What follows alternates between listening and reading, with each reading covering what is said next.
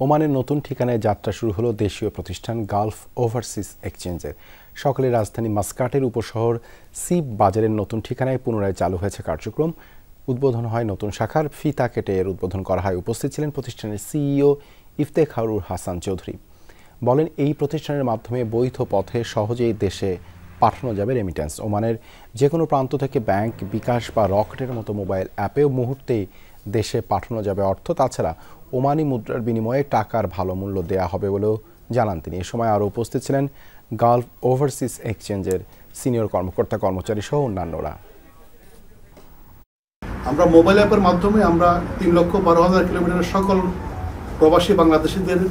প্রবাসীদের কাছে আমরা আমাদের মোবাইল অ্যাপের মাধ্যমে টাকা পাঠানোর সুবিধা দিতে পারব। আমরা মনে করি কারো হাতে মোবাইল অ্যাপ থাকা মানে হাতে হাতে গালফ এক্সচেঞ্জ থাকা। বাংলাদেশের বিভিন্ন অ্যাকাউন্ট ক্রেডিট ফ্যাসিলিটিস সহ বিকাশ করার সুযোগ রয়েছে বৈধ পথে। অ্যাট দ্য সেম টাইম আমাদের মোবাইল অ্যাপ রয়েছে। মোবাইল অ্যাপের মাধ্যমে আপনারা বাংলাদেশের যে কোনো ব্যাংক অ্যাকাউন্টে টাকা পাঠাতে পারবেন। এর পাশাপাশি মোবাইল অ্যাপ ইউজ করে আপনারা বৈধ পথে বিকাশ করার সুযোগ রয়েছে।